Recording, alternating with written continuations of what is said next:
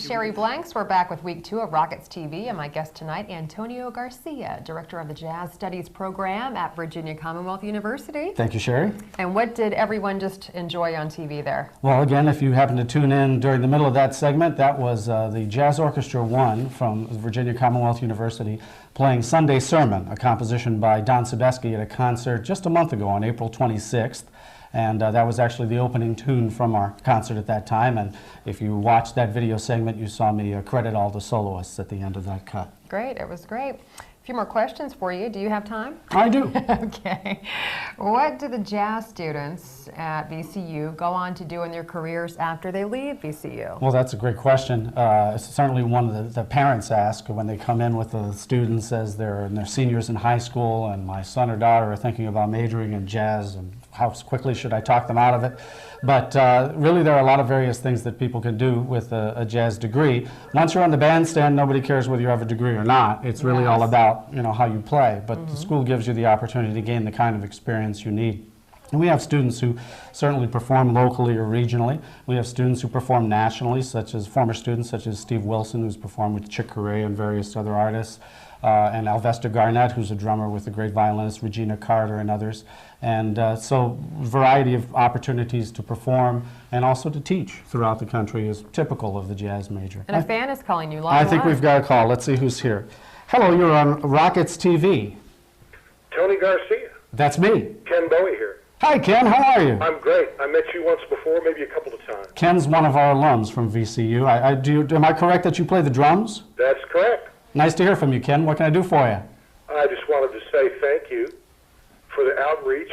Your appearance on TV tonight and the jazz newsletter that you send out via email. Well, thanks for that. I get all the time. So it's turned me on to a couple different things that I've caught around town in the way of music and jazz.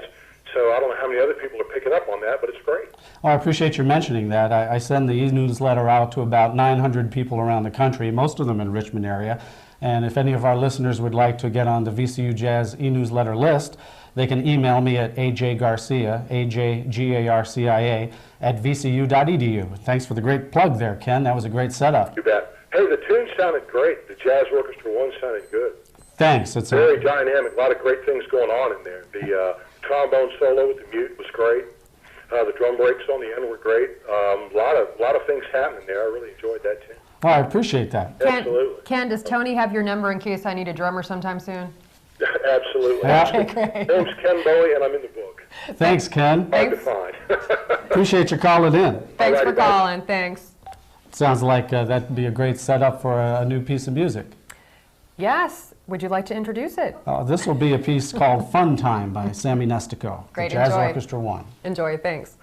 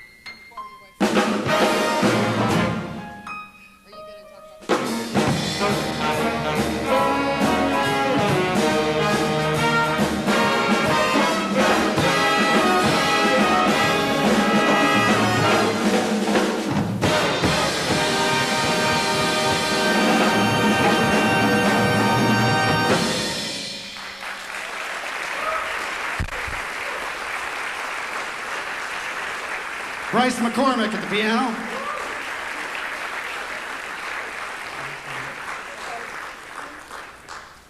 That was Bryce Joining us McCormick again at the on the piano, second and half that was here. the VCU Jazz This Orchestra next 1 track.